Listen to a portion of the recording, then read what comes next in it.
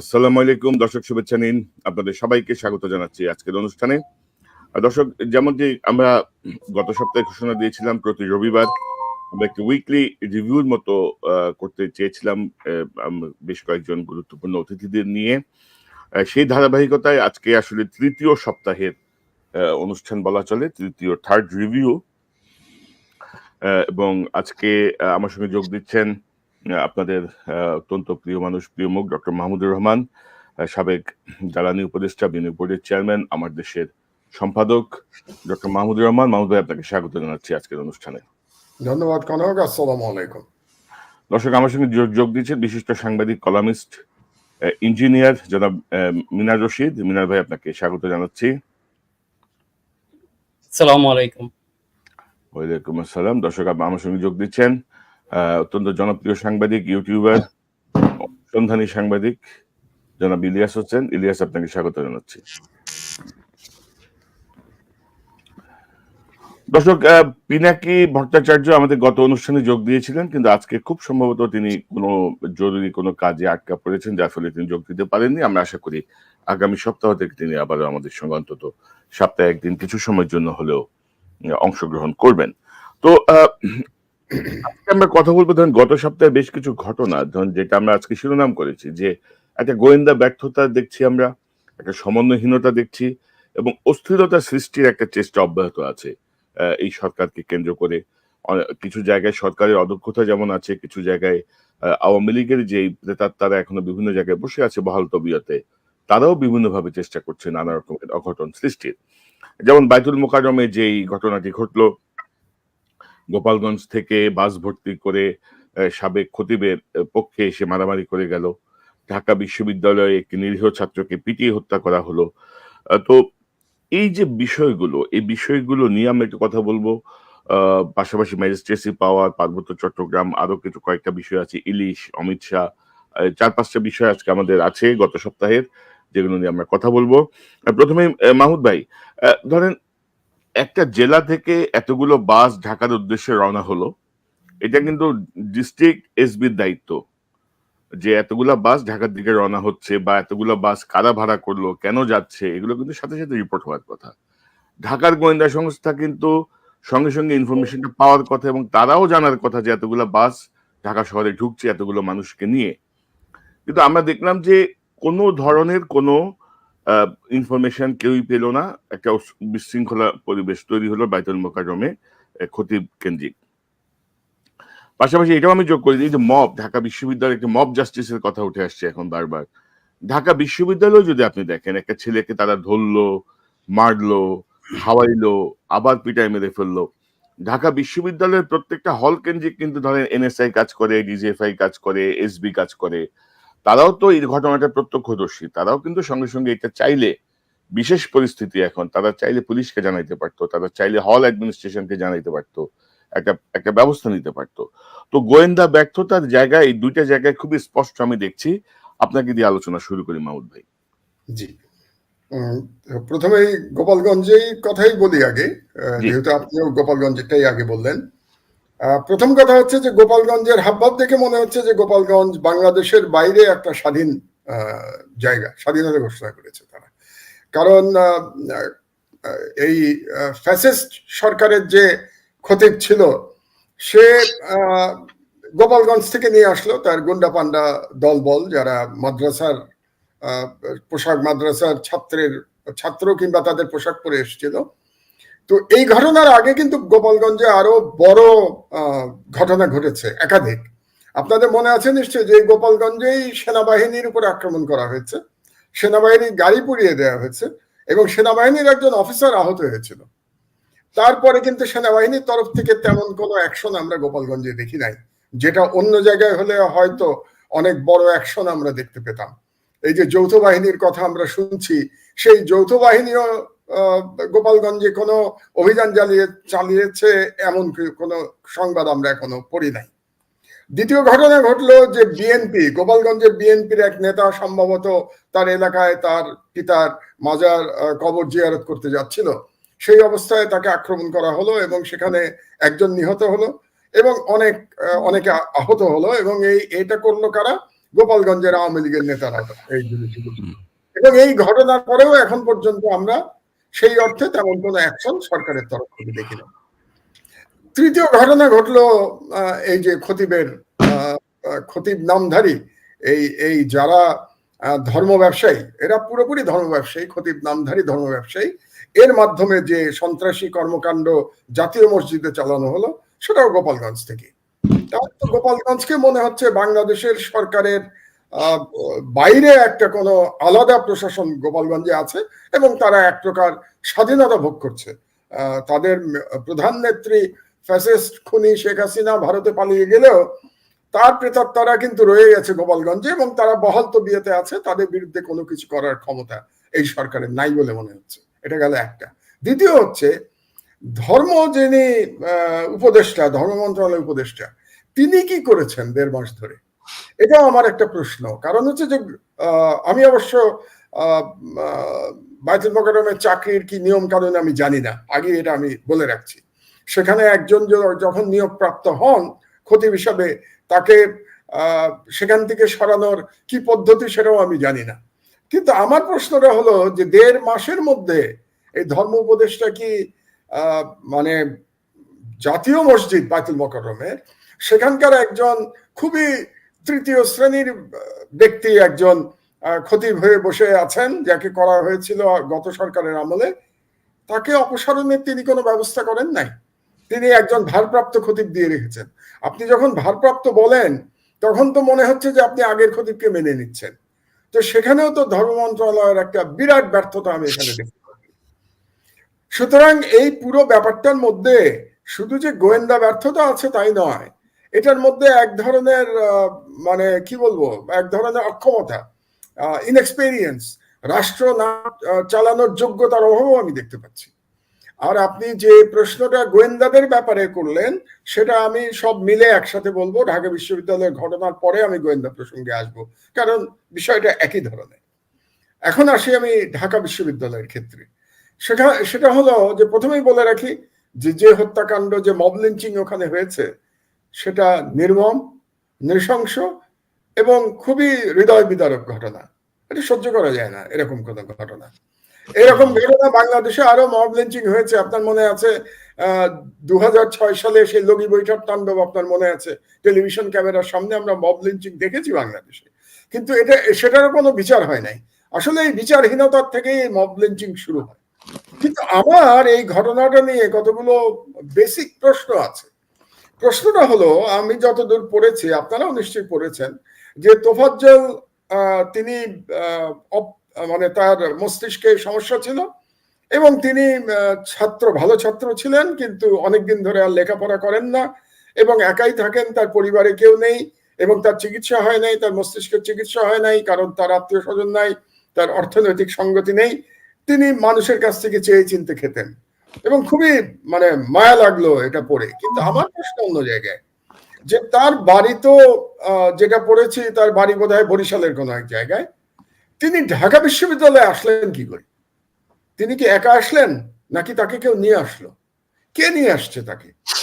এই প্রশ্নগুলো আজ পর্যন্ত আমি কোথাও উত্থাপিত হতে দেখি নাই কোনো মিডিয়াতে। আমরা শুধু ব্যাপারটা নিন্দা করেই চুপ করে আছি, কিন্তু বেসিক কোশ্চেন, যেগুলি খুব গুরুত্বপূর্ণ প্রশ্ন, সেগুলো কেউ বলে নাই।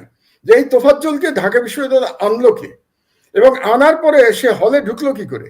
তাকে কে ঢুকিয়ে দিল হলের মধ্যে? আর হলে ঢোকানোর পরে কোন ছাত্ররা তাকে প্রথম দেখতে পেল যে এরকম একজন হলে ঢুকেছে, এবং তাকে চোর সাব্যস্ত বা কে করলো? তারপরে তাকে ভাত খাওয়ানো হলো। এই যে পুরো কর্মকাণ্ড, তোফাজ্জলের ঢাকা বিশ্ববিদ্যালয়ে আসা, বিশ্ববিদ্যালয় হলে যাওয়া এবং তাকে চোর সাব্যস্ত করে একদল। জি মাহমুদ ভাই, আমি জাস্ট একটা বিষয় যোগ করি।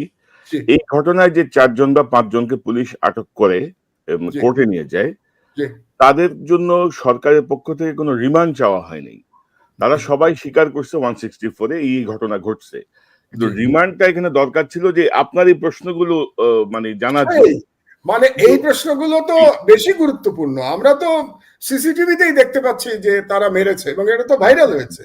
সুতরাং অপরাধীদের শনাক্ত করা তো খুব কঠিন না এখানে, কিন্তু যেটা কঠিন যে প্রশ্নগুলো আমি আজকে উত্থাপন করছি, যেটা আমি এখন পর্যন্ত কোনো মিডিয়াতে দেখি নাই, এবং এটা আপনি সাংবাদিক, সরাসরি সাংবাদিকতা করেছেন, আমি করেছি, ইলিয়াস করেছে, ইয়েও সাংবাদিকতার সাথে জড়িত ছিল, মিনা।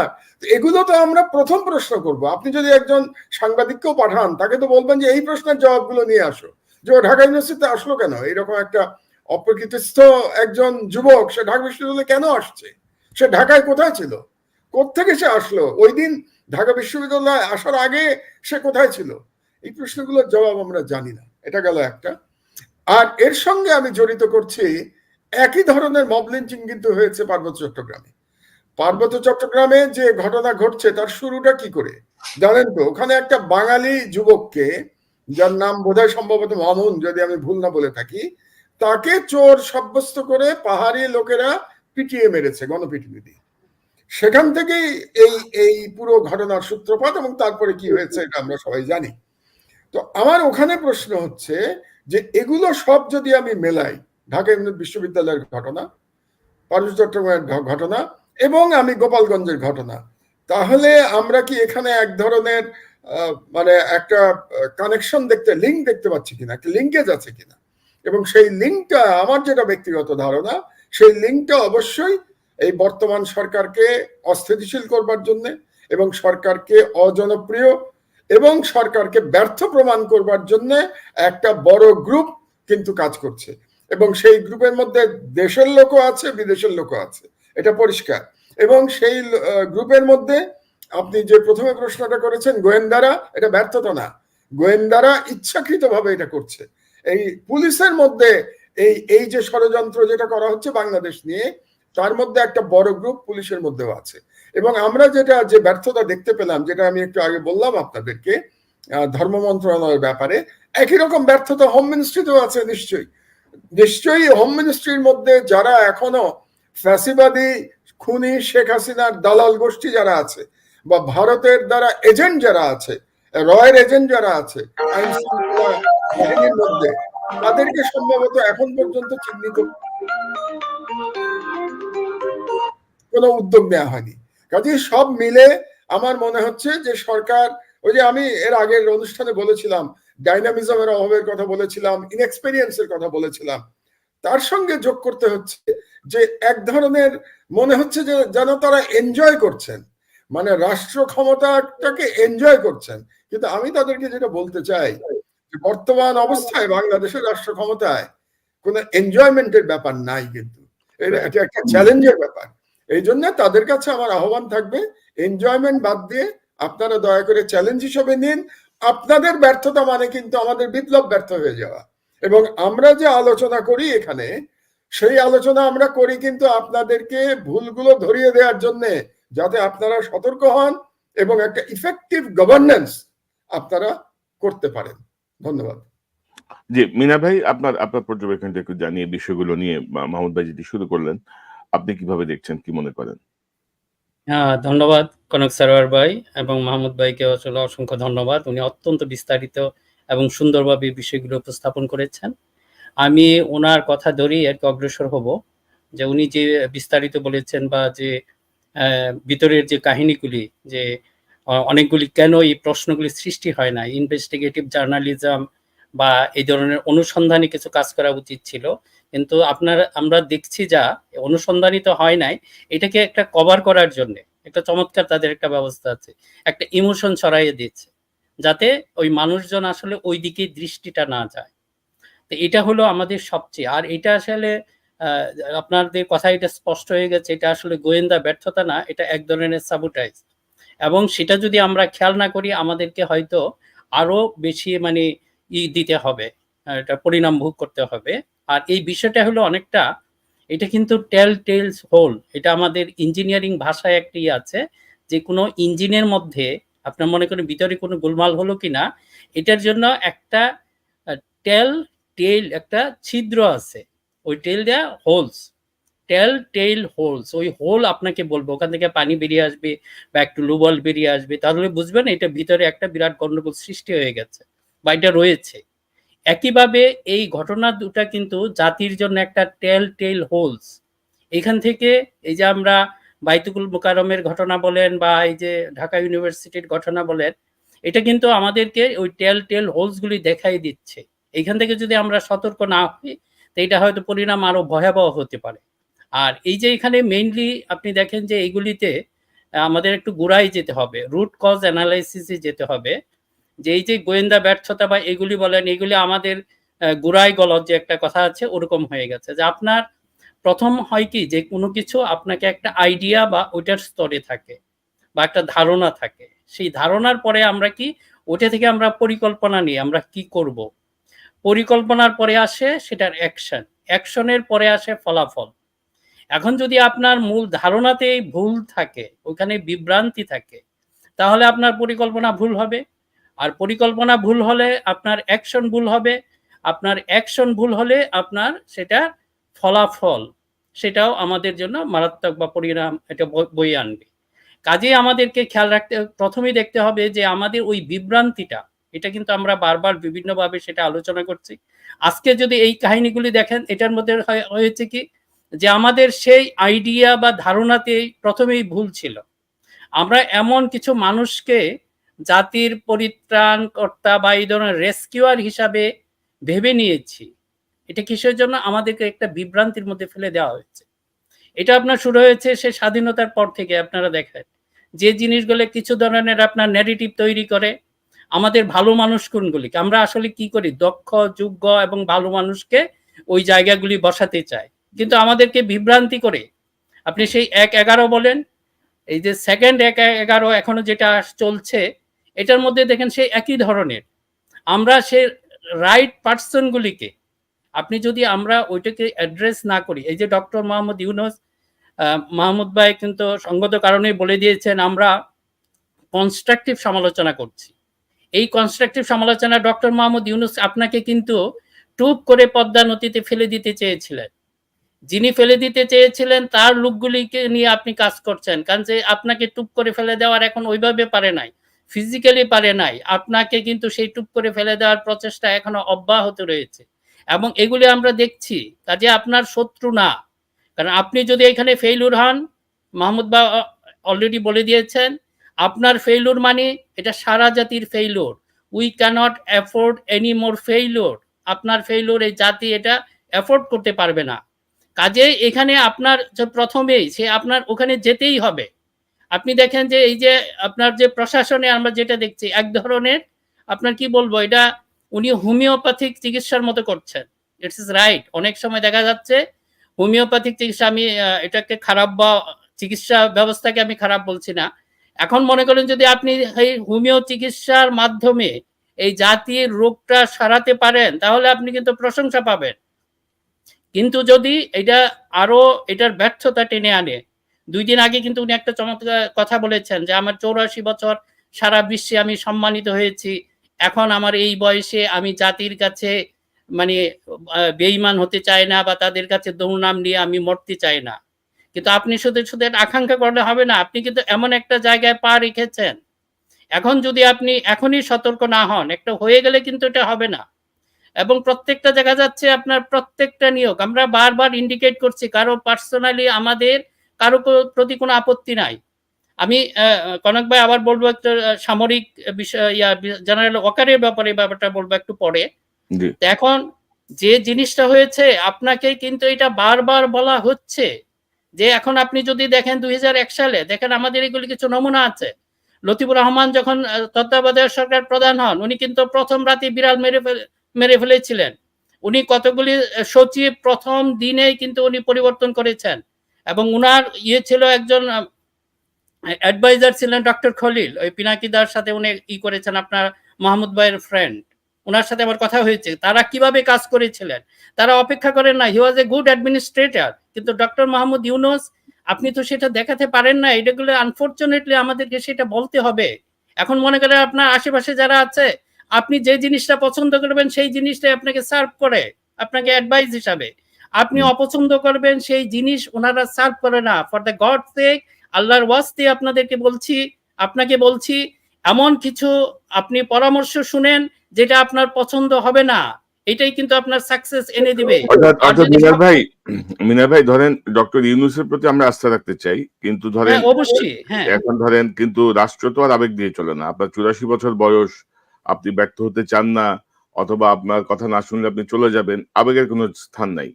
এখন আপনি হ্যাঁ, স্পেসিফিক মাহমুদ ভাই যেটি বলছিল অনভিজ্ঞতা, মানে আপনি হ্যাঁ। তো রাষ্ট্র চালনায় অভিজ্ঞ না, কিন্তু আপনার সাথে যারা আছে তারা আপনার থেকেও আরো অনভিজ্ঞ। না, এইটা হয়েছে কি যে আপনার যেটা অনভিজ্ঞতা বা ওই ধরনের টার্ম ধরুন, এটা আনফরচুনেটলি আমাদেরকে বলতে হবে, আমাদেরকে এটা শো করছেন, ডিসপ্লে করছেন।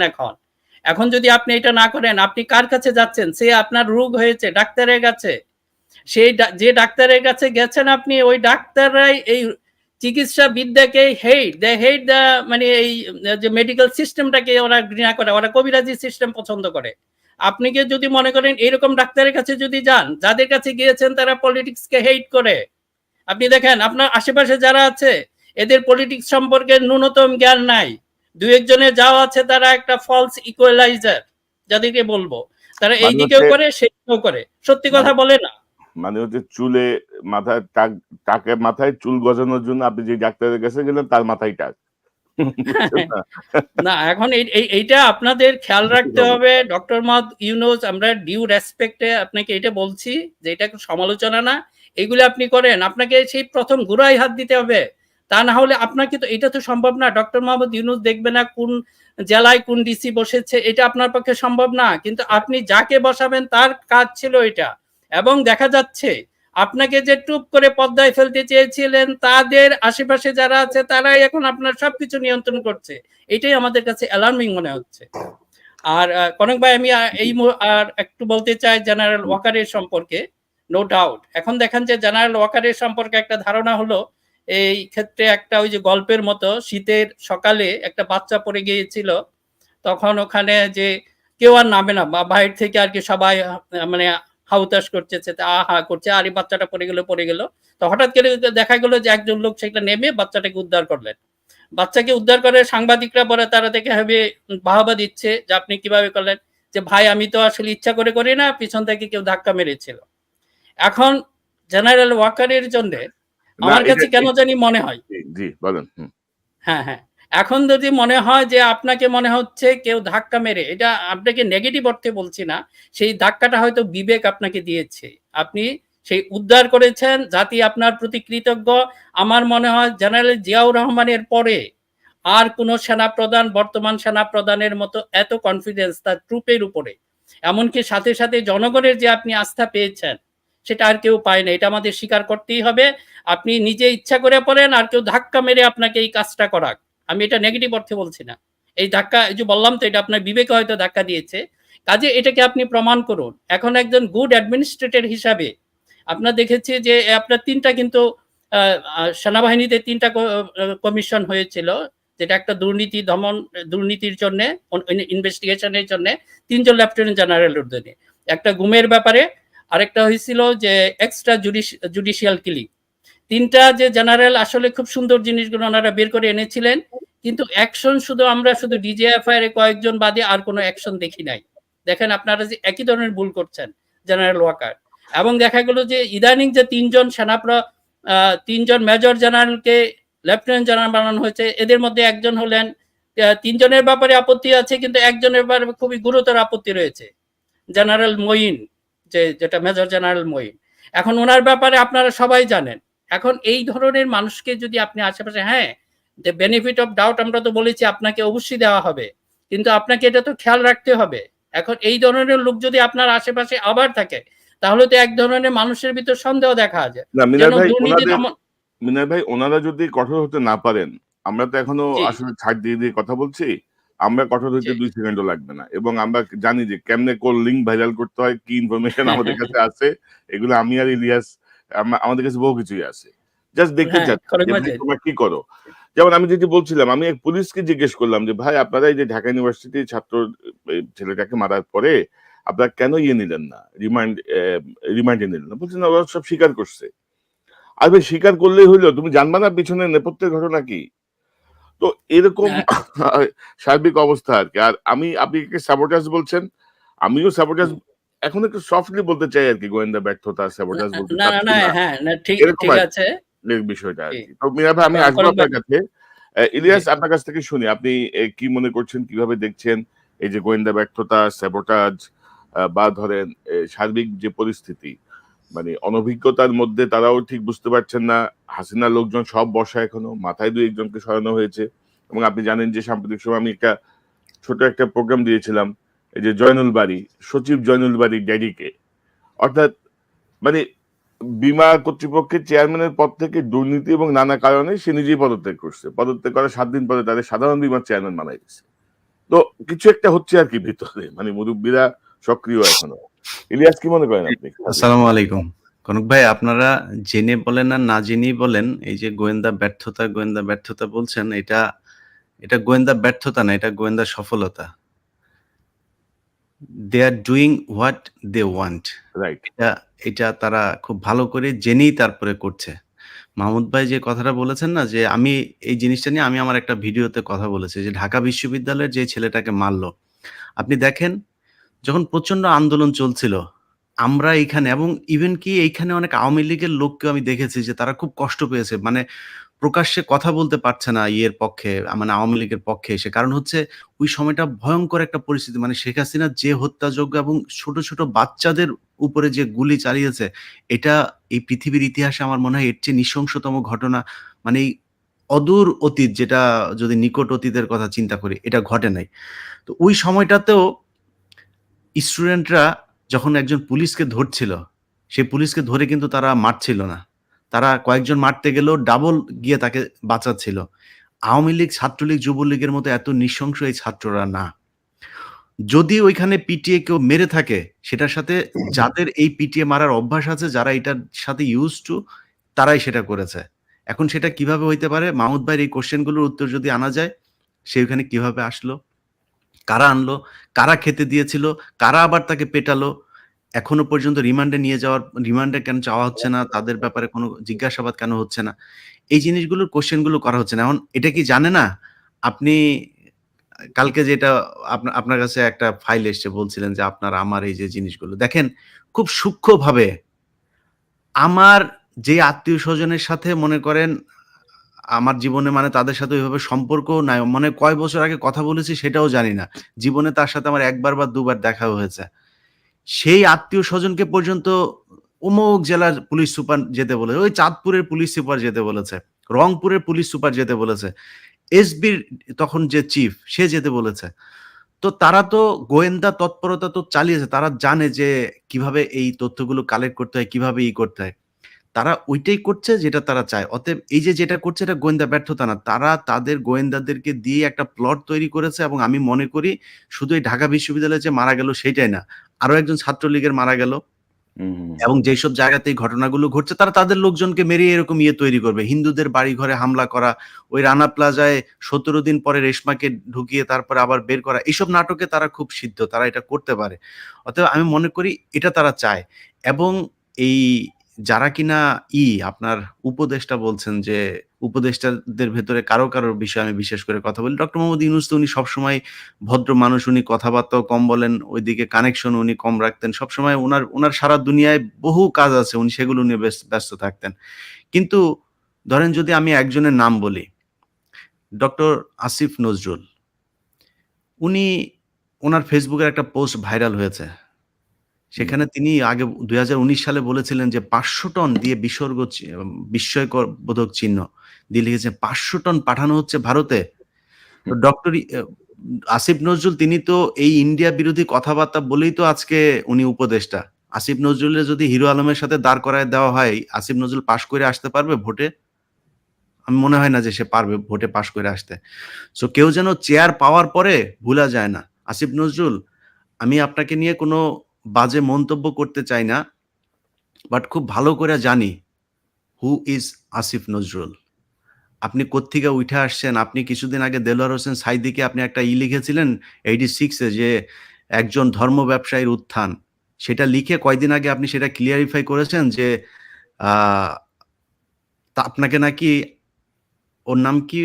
ভাই ওই যে ঘাতক দালাল শাহরিয়ার কবির। শাহরিয়ার কবির। শাহরিয়ার কবির নাকি ওনাকে বুঝিয়ে এটা করেছে, উনি বুঝেন নাই। উনি তখন দুদু খান, উনি বুঝেন না কিছু। ওনাকে বুঝিয়ে এইভাবে শাহরিয়ার কবির ভুল বুঝিয়ে ওনাকে সেটা লিখিয়েছেন। তো আমরা সাংবাদিকতা করে এসেছি, আমরা জানি যে মাহমুদ ভাই একজন সম্পাদক, উনি যদি আমার মতো একজন রিপোর্টারকে যদি একটা অ্যাসাইনমেন্ট দিতেন যে ইলিয়াস এটা নিয়ে কাজ করবা, দেখো এটা কি কি, ওইটার তথ্য আমার কাছে সব, উনি হয়তো একটা আইডিয়া দিতে পারতো বা ওনার কাছে কোনো এভিডেন্স থাকলে সেটা দিতে পারতো, ইলিয়াস এই যে দেখো এটা আছে, এটা নিয়ে দেখো। আমাকে ইনভেস্টিগেট করতে হয় যে আমি এটা নিয়ে কি বলবো, কি হবে, সেটার সম্পূর্ণ দায়িত্ব আমার। এখন আপনি বলছেন যে শাহরিয়ার কবির আপনাকে বুঝিয়েছে আর সেটা, তাহলে হাউ অ্যাবাউট ওই যে এই জাহানারা ইমামের সময় যখন করছিলেন, ঘাতক দালাল নির্মূল কমিটির সাথে যখন করলেন, এগুলো আমরা জানি। আসিফ নজরুল আপনি কে? আপনার এই শিল্পকলা একাডেমিতে ডিজি করাতে, আপনি নিয়োগ দেওয়াতে, ওইদিকে আপনার শাশুড়ি শাওন আপনাকে কংগ্রাচুলেশনস জানিয়ে ফেসবুকে স্ট্যাটাস দেয়। আমরা তো জানি শাওনকে। শাওন তো সেই ব্যক্তি যে কিনা জীবনে মুক্তিযুদ্ধ দেখি নাই, পদ্মা সেতু দেখেছি বলে পোস্ট করেছিলেন। এই তো সেই শাওন। এই শাওন সে যে কিনা এই দেলোয়ার হোসেন সাঈদী মারা যাওয়ার পরে যেখানে একজন আওয়ামী লীগের, ছাত্রলীগের কর্মীরা পর্যন্ত তার পক্ষে পোস্ট করে পদ হারিয়েছে। সেদিন আপনি এই দেলোয়ার হোসেন সাঈদীকে নিয়ে যে যে জঘন্য কুরুচিপূর্ণ ফেসবুকে পোস্ট করেছিলেন, সেটা এখনো পর্যন্ত ফেসবুকে আছে। সো সেই ব্যক্তি আপনার কার্যক্রমে খুব খুশি হয় এবং আপনাকে কংগ্রাচুলেট করেন। সো আসিফ নজরুল আমরা জানি আপনাদের বারবার যাইতে হয় এমন এমন জায়গায়। এর আগে আপনি একবার গিয়েছিলেন হচ্ছে রোকেয়া প্রাচীর কাছে, আর তারপরে আরো বিভিন্ন জায়গায়। তো ব্যক্তিগত ওই বিষয়গুলো অনেক সমস্যা। আমরা আসিফ নজরুল এন্ড আরো কিছু উপদেষ্টা আছে যাদের ব্যাপারে আমাদের কাছে অনেক তথ্য এসেছে। আমি এগুলো নিয়ে আলাদা করে এক্সক্লুসিভ একটা অনুষ্ঠান করব। আমরা আজকে এই বিষয়টা নিয়ে খুব বেশি দূর না যাই, এবং আমার মনে হয় যে ইউ আর কারেক্ট। এবং ধরেন যে আরেকটা বিষয় আমি যদি না অ্যাড ভাই, করি, জি, ইলিয়াস, আমি একটা বিষয় অ্যাড করি যে ধরেন ঢাকা বিশ্ববিদ্যালয়ে যে ছেলেটাকে পিটিয়ে মারা হলো, প্রথম আলো সহ বেশ কিছু পত্রিকা, মানে যারা পিটিয়ে মারলো তারা কিন্তু ছাত্রলীগের নেতাকর্মী হুম, ম্যাক্সিমাম। কোথাও কিন্তু ছাত্রলীগের নামটা ব্যবহার পর্যন্ত করা হচ্ছে না। মানে আপনি দেখেন যে মানে পরিকল্পনাটা কত গভীরের পরিকল্পনা। মানে এটা যদি ধরেন জামাত, শিবির, ছাত্রদল হইলে কিন্তু ধরেন হুলুস্থুল হয়ে যেত কিন্তু। না হ্যাঁ, না, আসিফ নজরুল আজকে উঠে আসছে কোত্থেকে? আসিফ নজরুল তো এই ঢাকা বিশ্ববিদ্যালয়ের ছাত্রদের সাথে সে দু এক জায়গায় গিয়েছে, এই জন্যই তো আমরা তাকে পছন্দ করি, তাই না? ওইখান রাইট। থেকে তার তো উচিত ছিল সেখানে ছাত্রদেরকে নিয়ে যাওয়া, কি হয়েছে, কি ঘটনা, কি কোনো কিছু, কোনো ব্রিফিং নাই এটার ব্যাপারে। এবং আজকে আমরা এই সরকার চাই নাই, যেই সরকার কিনা আওয়ামী লীগ সরকার 500 টন ইলিশ দেওয়ার কারণে আমরা আওয়ামী লীগ সরকারের বিরোধিতা করেছি, আর এই সরকার এসে এখন 3000 টন ইলিশ দিবে। এই জন্য আমরা এত কষ্ট করি নাই। জীবনে দরকার হলে দেশে যাব না ভাই, কিন্তু ইন্ডিয়ার ব্যাপারে যদি নাকি সরকারের মনোভাব পরিবর্তন না হয়, এটা যদি আমাদের কাছে মনে হয়, তাইলে এখানে সারা জীবন এইভাবে থাকতে পারবে না কেউ। আমরা বাংলাদেশে ডক্টর মোহাম্মদ ইউনূসকে মাদার তেরেসা কিংবা এটলিস্ট ওই কি বলে মালয়েশিয়ার যেই মাহাথির মোহাম্মদ, এই জায়গায় দেখতে চাই। এবং আমার বিশ্বাস, আমি এখনো স্বপ্ন দেখি ডক্টর মোহাম্মদ ইউনূস ওই জায়গাতেই থাকবেন। কিন্তু এর জন্য তার আশপাশের যে উপদেষ্টাদের ভেতরে কিছু লোকজন আছেন যারা এখন নিজেকে ওই চেয়ারে বসানোর পরে মনে করছেন যে সারা জীবন শেখ হাসিনার মতো গণভবনে হাঁস-টাস পালন করে তারপর ওইখানে থাকার চেষ্টা করবেন। এটা কিন্তু বাংলাদেশের ইতিহাসে সম্ভব না। আগেও পারে নাই, আর এখন তো সম্ভবই না। কারণ খুব নিকট অতীতে এমন একটা উদাহরণ মানুষের সামনে আছে না, কেউ চাইলেও ওইভাবে থাকতে যাইতে চাবে না। রাইট। আর বাংলাদেশে আপনি যত কিছুই বলেন, আপনি আপনার মানে মন্তব্য আপনার, আমার মন্তব্য আমার। আমি মনে করি যে বাংলাদেশে একটা বিশাল জনসংখ্যা বিএনপি এবং আওয়ামী লীগ করেন, জামায়াত করেন। তাদেরকে মানে এত সহজে মুছে ফেলা সম্ভব না। তারা আসবে এবং তারাই রাজনীতি করবে এই দেশে। এটা মাথায় রেখে আপনাদেরকে এমন কাজ করতে হবে, যদি তাদেরকে বিট করতে চান তাহলে সেই কাজগুলি করতে হবে যেটা জনগণ চায়। কিন্তু আমার মনে হয় আপনারা যেটা বলছেন ব্যর্থতা সেই পরিকল্পনাই নেই। আপনি বলেন ঢাকা শহরের আশপাশে যেই নদীগুলো উদ্ধার করতে হবে। আরে ভাই, স্বাভাবিক তত্ত্বাবধায়ক সরকার আসলেও তো ভাঙচুর করে, এই সরকার এসে সেইটাও করে নাই। মানে এই নদীগুলো তো উদ্ধার করা দরকার। তাদের বিশাল ক্ষমতা এই সরকারের, কোনো স্বাভাবিক পরিস্থিতিতে না, করে নাই। আপনি দেখেন এই গত কয়েকদিনে পাহাড়ে যে ঘটনাগুলো ঘটছে, পাহাড়ে এই আ আপনার আনসার ফিল আল শারকিয়া, আমি নামটা সবসময় বলতে পারি না ঠিকমতো। এই যে দলটাকে আপনার করা হচ্ছে জামায়াতুল আনসার ফিল শারকিয়া, হিন্দাল শারকিয়া। এই দলটাকে নিয়ে এর আগে প্রথম আলো, ডেইলি স্টার এবং র্যাব আর সিটিটিসি এবং সরকারের কিছু গোয়েন্দা সংস্থা মিলে তারা সেখানে তাদেরকে ধ্বংস করতে গেল। তাদের কেন কেন গেল জানেন? এই কথাগুলো এতদিন বলতে পারি নাই, আজকে বলছে এই কথাগুলো। এরা কুকি চীনের সাথে হাত মিলিয়েছিল, এই অভিযোগ তারা দিয়েছে। আচ্ছা মনে করেন মিলাল, আমি ওইটার কোনো আমি যেহেতু মানে জাজ না, আমি কোনো রায় দিচ্ছি না, কিন্তু আমি আমার কাছে আসা যে তথ্য সেই তথ্যগুলো বলি, যে মনে করেন যে তারা তাদের সাথে হাত মিলিয়েছিল। এখন মাথায় রাখতে হবে যে কুকি চীন কারা। ওকে, কুকি চীন হচ্ছে ওইখানে অস্ত্রবাজি করে, তারা সেখানে অবৈধ আর্মস ক্যারি করে, তারা এই দেশের ব্যাপারে আমাদের ব্যাপারে হুমকি দিয়েছে এই সেই। আচ্ছা তাইলে জেএসএস কারা, সন্তু লারমা কারা, বীর বাহাদুর কারা, ইউপিডিএফ কারা? তারা কি ওইখানে কি নামাজ পড়ায় আর রোজা রাখে খালি? তারা কিছু করে না? তাদের অত্যাচারে ওইখানে বাঙালিরা দোকানপাট করতে পারে না, ব্যবসা চালাইতে পারে না। এক এক দোকানকে 3 গ্রুপ 4 গ্রুপ এগুলো চাঁদাবাজি করছে, তারা টাকা দিতে বাধ্য। সেনাবাহিনী যাইতে পারে না সেখানে, সেখান থেকে সেনাবাহিনীকে আপনার উইথড্র করা হলো, এই আওয়ামী লীগ সরকার করেছে। এখন বাংলাদেশের যেই গোয়েন্দা সংস্থা বলেন কিংবা এখন যারা উপদেষ্টা, তারা তো দেশের জন্য এসে, তারা তো আওয়ামী লীগের মতো কোনো দেশের দালালি করে না। মনে হচ্ছিল যে ভারতকে প্রতিহত করতে পারে এমন একটা সরকারি হয়তো এসছে, কিন্তু বাস্তবে নমুনাটা দেখছি না। গোয়েন্দা সংস্থার এখন সবচাইতে বড় কাজ ছিল সেখানে ইউপিডিএফ, জেএসএস সহ পাহাড়ি যেসব বাহিনীগুলো আছে তাদেরকে নির্মূল করা এবং তাদেরকে অস্ত্র মুক্ত করা। সেটা না করে কয়জন পাহাড়িকে কি করেছে সেগুলো নিয়ে ব্যাপক আকারে আপনার করছে, মানে এমন মায়া কান্না দেখাচ্ছে, মনে হচ্ছে যেন তারা আরেক দেশের মানুষ, আমরা আরেক দেশের মানুষ, ওইখানে যায় তাদের উপরে হামলা করেছে। আরে ভাই, আমার দেশ সেটা, ওইখানে যাইতে হলে কি আমার ভিসা লাগবে নাকি? বাংলাদেশের মানুষ কোথায় বাড়ি করবে, কোথায় দোকান করবে, সেটা পাহাড়ি একজনের কাছে জিজ্ঞেস করতে হবে নাকি? কিন্তু সেটা কারা করে? একমাত্র এই প্রথম আলো, ডেইলি স্টার। আপনি তাদের নিউজ দেখেন, এই যাদের কথা বললাম সেটা থেকে শুরু করে এখনো আপনি ডেইলি স্টার আপনি দেখেন, কয়েকদিন আগে ওই যে থেকে বের হলো মাইকেল চাকমা, তার 19 মিনিট বা 25 মিনিটের একটা ভিডিও তারা ইন্টারভিউ করেছে। আপনি ডেইলি স্টার বা প্রথম আলোতে এই থেকে আয়নাঘর থেকে গোলাম আজমের ছেলে সবচাইতে আলোচিত ব্যক্তি, তার কোনো ইন্টারভিউ দেখেছেন? করে নাই। কিন্তু মাইকেল চাকমাটা করেছে। কেন করেছে? কারণ মাইকেল চাকমা হচ্ছে তাদের লোক। এই কারণে তারা তাকে দিয়ে এখন একটা উত্তেজনা তৈরি করতে চাচ্ছে যে এই পাহাড়িদের প্রতি আমাদের বিশাল ভালোবাসা ভারতীয় যাবে না। এটা সবকিছুই সাজানো নাটক, এবং আমি সেই কথাটা বলি শেষ করি যে এটা আসলে ব্যর্থতা না, এটা তাদের সফলতা। এইভাবেই তারা চেয়েছিল, সেইভাবেই হচ্ছে। মানে ভারতীয় যে চাকমা সংগঠন, বাংলাদেশের পার্বত্য এলাকার চাকমা সংগঠন, এরা কিন্তু খুব খারাপ রোল প্লে করছে। কিন্তু ভাই, আরাকান আর্মি অলরেডি সেখানে ঢুকে গিয়েছে। তারা ওই যে ঘোষণা আপনি শুনছেন না যে 900 জন ইন্ডিয়াতে ঢুকেছে, 900 জন ইন্ডিয়াতে ঢুকেছে। আমাদের এখানে ঢুকে নেই, আমাদের গোয়েন্দা সংস্থা কোনো রিপোর্ট নাই, ইভেন আইএসপিআর থেকেও কোনো বিবৃতি নাই এখন পর্যন্ত, কোনো পত্রিকা নাই, টেলিভিশন নাই। 900 ওইখানে ঢুকেছে। কনক ভাই, আমি বললাম, আমি আপনাকে জেনে বলছি, অন্তত কম পক্ষে 2000 আরাকান আর্মি এখন ওইখানে ঢুকেছে, একদম অস্ত্র সহ। এবং তারা চাইছে, তাদের দেখতে চেহারা এক, ভাষা এক, সবই এক। নোবডি নোজ হু ইজ আপনার আরাকান আর্মি আর হু ইজ আপনার ওইখানকার উপজাতি। এই ব্যাপারে কোনো আলোচনা আমাদের মনে হয় কি, আমাদের আসলে আমরা যেভাবে আসলে পজিটিভলি সমর্থন করতে চাচ্ছি, আমার মনে হয় না আমরা খুব বেশি দিন এই ধারাটা ধরে রাখতে পারবো। তাদেরকে আমাদের তাদের তথ্য সামনে নিয়ে আসতে হবে। ইলিয়াস, আমি আবারও আসবো আপনার কাছে। মাহমুদ ভাই, ইলিয়াস যে ইলিশের প্রসঙ্গটা ইলিয়াস নিয়ে এসছে, আপনি জানেন যে আমার খুব ভালো লাগছিল ফরিদ আক্তার যখন বলছিলেন যে ইলিশ খুব দামি মাছ, এই মাছ কিন্তু দেয়া যাবে না, এবার দেয়া হবে না। আমার খুব ভালো লাগছিল যে বাহ, ভালো একটা কথা বলছে। এখন দেখি যে 3000 টন তারা আবার রপ্তানির অনুমতি দিচ্ছে। পাশাপাশি আপনি অমিত শাহের একটি বক্তব্য দেখেছেন যে বাঙালি অনুপ্রবেশকারীরা ঢুকলে ঝুলিয়ে রাখা হবে, ঝুলিয়ে মারা হবে, কি যেন এরকম, আমি দেখাচ্ছি নিউজটা। তো এখন অনুপ্রবেশকারী তো হাসিনা ভারতে আছেই, তাই না? কি মনে করেন আপনি যে ইলিশ, অমিত শাহের বক্তব্য, হাসিনা উল্টো করে ঝুলানো হবে, উল্টো করে ঝুলানো হবে, হাসিনা, এই কিভাবে দেখেন আপনি? আগে ইলিশ নিয়ে কথা বলি, যেহেতু ইলিশের প্রসঙ্গ ইলিয়াস তুললো এবং খুব সঙ্গত কারণেই তুলেছে সে। এখানে আপনি যিনি মন্ত্রী, মৎস্য মন্ত্রণালয়ের দায়িত্বে ফরিদ আক্তার, তিনি বলেছিলেন যে এবার আর পূজায় ভারতে কোনো ইলিশ দেওয়া হবে না, এবং দেওয়ার পরে তিনি কিন্তু বেশ হাততালিও পেয়েছিলেন, মানে সোশ্যাল মিডিয়াতে হাততালি পেয়েছিলেন, আমি সেটা বলতে চাচ্ছি।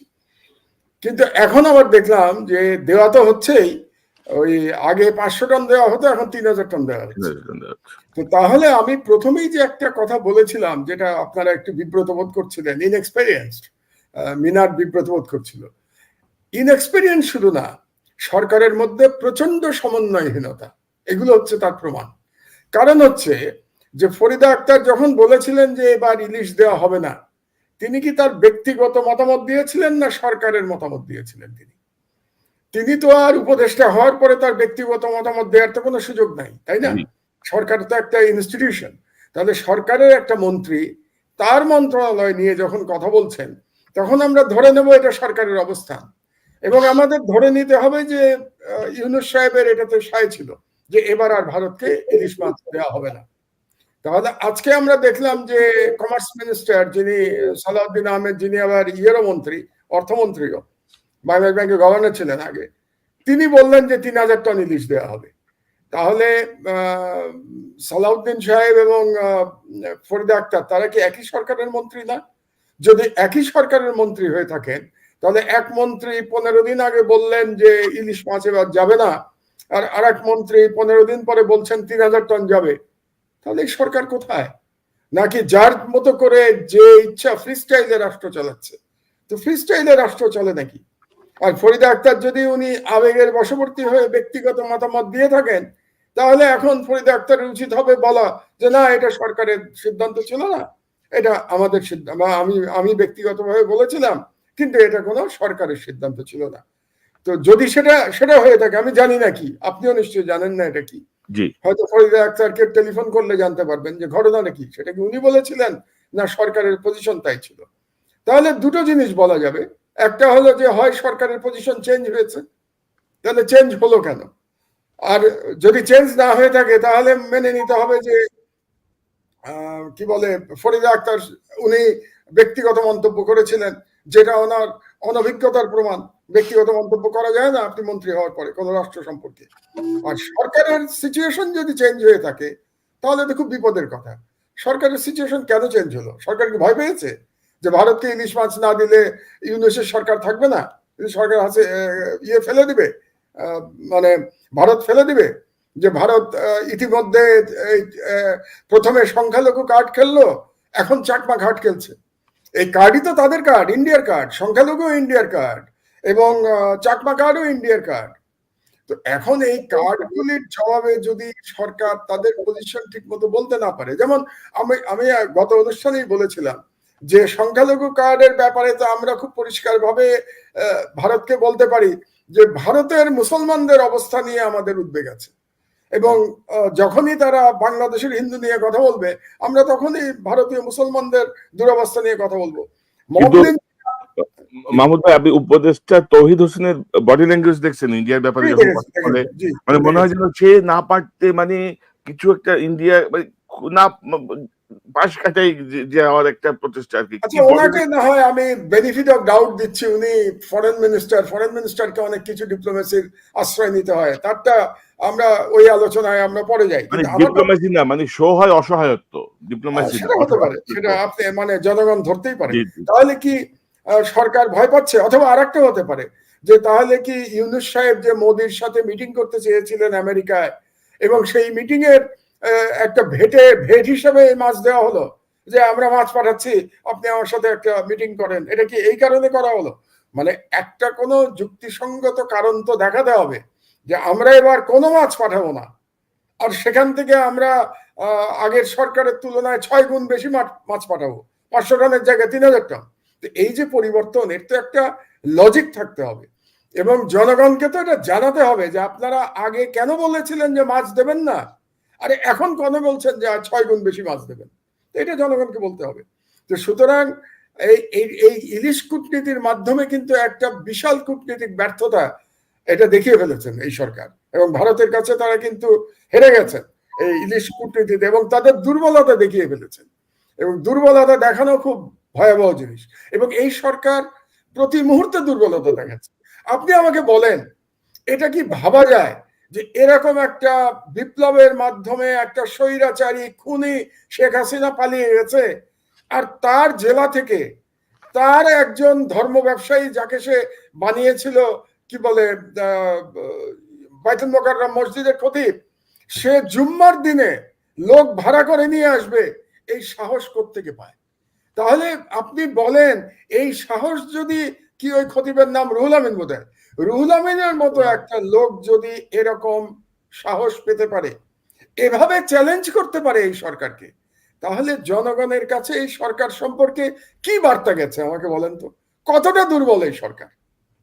সুতরাং এরা ভয়ঙ্কর বিপদের মধ্যে পড়তে যাচ্ছে, ভয়ঙ্কর ফাঁদের মধ্যে পড়তে যাচ্ছে। এখন এটা কি বুঝতে পারছেন তারা? সেটা অবশ্য আমার জানা নাই, কারণ তাদের কারোর সাথে আমার কোনো যোগাযোগ নাই। আপনারা হয়তো বলতে পারবেন যে তারা তাদের বিপদটা আদৌ বুঝতে পারছেন কিনা। এখন আসি আমি আপনার কি ঝুলিয়ে রাখবে অমিত শাহ বলেছে, অনুপ্রবেশকারী বাংলাদেশিদের ভারতে ঝুলিয়ে রাখা হবে। তো অনুপ্রবেশকারী একজন তো দিল্লিতে বসে আছে, শেখ হাসিনা। কারণ হচ্ছে যে আমি আপনাকে যুক্তি দেখাচ্ছি, ঠিক আছে, প্রথমে সে গেছিল বাংলাদেশের পাসপোর্ট নিয়ে, সে ভারতে গেছিল এবং তাকে ভারতে সাময়িক আশ্রয় দেওয়া হয়েছিল। আপনার কথাটা মনে আছে কিন্তু, তারা ভারত কিন্তু বলেছিল সাময়িক আশ্রয় সেই সময়। এখন তার তো সেই সাময়িক আশ্রয় মেয়াদ পার হয়ে গেছে, 45 দিন সাময়িক আশ্রয় মেয়াদ, সেটা পার হয়ে গেছে। এক, 2 নম্বর, তার পাসপোর্ট বাতিল করা হয়েছে। আমাকে বলেন তো, আপনি তো বিদেশে আছেন, আমি বিদেশে আছি, বিদেশে আছে আমাদের মিনার। আচ্ছা, আমাদের পাসপোর্ট যদি বাতিল হয়ে যায় তাহলে আমরা কিরকম বিপদে পড়বো যে দেশে আমরা আছি সেই দেশে? তো পাসপোর্ট বাতিল হয়ে যাওয়া মানে তো তার নাগরিকত্ব নাই শেখ হাসিনা। তো নাগরিকত্ব যেহেতু নাই, সে 100% অনুপ্রবেশকারী। কাজে আমি অমিত শাহকে বলবো যে আমরা আগামী 24 ঘন্টার মধ্যে দেখতে চাই যে ভারত শেখ হাসিনাকে উল্টো করে কুতুব মিনারে ঝুলিয়ে রেখেছে। কুতুব মিনার আপনি তো জানেন যে সবচেয়ে বড় মিনার দিল্লিতে। তো দিল্লিতে শেখ হাসিনাকে উল্টো করে ঝুলিয়ে রাখুক, তো তাহলে আমরা বুঝতে পারবো যে অমিত শাহ তার কাজ করা শুরু করে দিয়েছে, যে বাংলাদেশিদের ঝোলানো শুরু হয়ে গেছে। আর এই সরকার কতটা, আমি একটা শক্ত কথা বলেই ফেলি ভাই, পারছি না আর রাখতে, কতটা অপদার্থ। আপনি চিন্তা করেন যে শেখ হাসিনার যে মেয়ে, যে ওয়ার্ল্ড হেলথ অর্গানাইজেশনে বাংলাদেশের প্রতিনিধি হিসেবে চাকরি করছে, সে কি হিসাবে চাকরি পেয়েছে? বাংলাদেশের প্রতিনিধি হিসেবে। এবং সে জালিয়াতি করে চাকরি নিয়েছে, এবং ভারত তখন হাসিনাকে খুশি করার জন্য WHO এর উপরে তার প্রভাব খাটিয়ে এই চাকরির ব্যবস্থা করে দিয়েছে। এটা তো আপনারা সবাই জানেন, আমরা সবাই জানি, আমরা 4 জন জানি, বাংলাদেশের প্রতিটা জনগণ জানে এটা। এই সরকার গত 1.5 মাসের মধ্যে সেই নিয়োগ ক্যান্সেল করে নাই কেন বলেন আমাকে? সেই মনোনয়ন কেন আজ পর্যন্ত প্রত্যাহার করা হয় নাই? একটা ফ্যাসিস্ট প্রধানমন্ত্রী না, একটা মানে কি বলবো, একটা দানবের পতন হয়েছে। সে চলে গেছে এবং তার কন্যা একটা দুর্নীতিবাজ ছিল। তার কন্যা পদ্মা সেতুর সময় থেকে টাকা চুরি করা শুরু করেছে বাংলাদেশে, তার মানে সেই 2010 সাল থেকে টাকা চুরি করছে বাংলাদেশে। সেরকম একটা কন্যাকে ওয়ার্ল্ড হেলথ অর্গানাইজেশনে চাকরি দিয়ে পাঠানো হয়েছে বাংলাদেশের মনোনয়নে, আর এই সরকার 1.5 মাসের মধ্যে সেই মনোনয়ন বাতিল করে নেয়। এদেরকে অপদার্থ বলবো না, আমি কি বলবো আমাকে বলো? আমি একটা ছোট্ট সাজেশন দিয়ে দেই, ওই যে গায়ে মানে না আপনি মোড়ল আমি আর কি, বুঝলেন? আমার সাজেশনে কে পাত্তা দেবে? আমাদের সাজেশনে কেন পাত্তা দেবে? তারপরেও দেই রে ভাই, দেশটার জন্য তো মায়া লাগে। না হলে এই যে গত 4 বছর ধরে আমরা এই 4 জন এবং পিনাকি আজকে আসে নাই, আমরা যে এত লড়াই করলাম, এত ঝুঁকি মাথায় নিয়ে। আমার মা তো বাংলাদেশে ছিলেন, মায়ের বিরুদ্ধেও তো মামলা করেছিল এই সরকার। মা তো এখন খুবই গুরুতর অসুস্থ। আমি এই সুযোগে জনগণের কাছে দোয়া চাচ্ছি আমার মায়ের জন্য, তিনি হাসপাতালে আছেন এখন, তার জন্য দোয়া করবেন। এবং আমি খুব দুশ্চিন্তায় আছি তার শারীরিক অবস্থা নিয়ে। যাই হোক, তো মায়ের বিরুদ্ধে মামলা দিয়েছে। তো আমার মা তো একা ছিলেন 6 বছর, এবং আপনারা জানেন যে আমার মায়ের আমি একমাত্র সন্তান, আর কেউ নাই ওনার দেখবার জন্য, এবং এই বৃদ্ধ বয়সে উনি একা কাটিয়েছেন। তো সেই ঝুঁকি নিয়ে তো আমরা লড়াই করেছি 5 বছর এই সরকারের বিরুদ্ধে, আমাদের সাধ্য মতো, আমাদের যতটুকু সাধ্য আমরা লড়াই করেছি এই সরকারের বিরুদ্ধে। এই জন্য এই সরকারকে আমরা চাই যে হাসিনার পতনের পরে যে বিপ্লবের মাধ্যমে যে সরকার এসছে সেটা সফল হোক। একেবারে সিনসিয়ারলি চাই, আমরা প্রত্যেকে চাই, আপনি চান, আমরা 4 জনই চাই, আমি খুব ভালো করে জানি। একটা ছোট সাজেশন দেই প্রধান উপদেষ্টা এবং স্বরাষ্ট্র উপদেষ্টা এবং স্বরাষ্ট্র সচিবকে। আপনি বলেন, একটা তালিকা করেছে এখন পর্যন্ত যে শেখ হাসিনার আমলে গোপালগঞ্জের কতজন পুলিশে চাকরি পেয়েছিল? আপনি যে গোপালগঞ্জের সম্পর্কে গোয়েন্দা ব্যর্থতার কথা বললেন, এবং ইলিয়াস খুব সঙ্গত কারণেই বলেছে যে এটা সফলতা। কারণ হচ্ছে এই যে গোপালগঞ্জের কি পরিমাণ মানুষকে চাকরি দেওয়া হয়েছিল তার কোনো তালিকা করেছে এখন পর্যন্ত এই সরকার? ঢাকা শহরে নাকি প্রত্যেকটা ওসি গোপালগঞ্জের ছিল। এতগুলো ওসি, গোপালগঞ্জের জনসংখ্যা কত রে ভাই? বাংলাদেশের জনসংখ্যা একটা ছোট্ট ডিস্ট্রিক্ট গোপালগঞ্জ, সেটার এতগুলো অফিসার পুলিশের এত বড় বড় পদে কিভাবে ছিল আমাকে? তাহলে তার তালিকা কোথায়? জনগণকে জানিয়েছে হোম মিনিস্ট্রি এখন পর্যন্ত এই সরকার যে শেখ হাসিনার আমলে 16 বছরে গোপালগঞ্জের এতজন পুলিশ নিয়োগ দেওয়া হয়েছে, এতগুলো গোপালগঞ্জের অফিসার বড় পোস্টে ছিল, এবং তারা এখন কোথায় আছে আমাদেরকে জানিয়েছে এটা? আমরা শুধু জানি গোপালগঞ্জের 2-1 ক্রিমিনাল পালিয়ে আছে, যেমন ইয়ের যেটা ছিল এসবির যে চিফ ছিল সে পালিয়ে আছে, মনিরুল পালিয়ে আছে, তারপরে গোপালগঞ্জের ছিল বেনজির দেশ থেকে পালিয়ে গেছে, এবং আরো 2-1 গোপালগঞ্জের অফিসার তারা পালিয়ে আছে। কিন্তু গোপালগঞ্জের তো অসংখ্য অফিসার রে ভাই। আপনি যদি এসআই থেকে শুরু করে আইজি পর্যন্ত সব পোস্টগুলোর মধ্যে গোপালগঞ্জের সংখ্যা দেখলে আপনি ঘাবড়ে যাবেন যে এক ডিস্ট্রিক্টের এতগুলো লোক কিভাবে চাকরি পেতে পারে।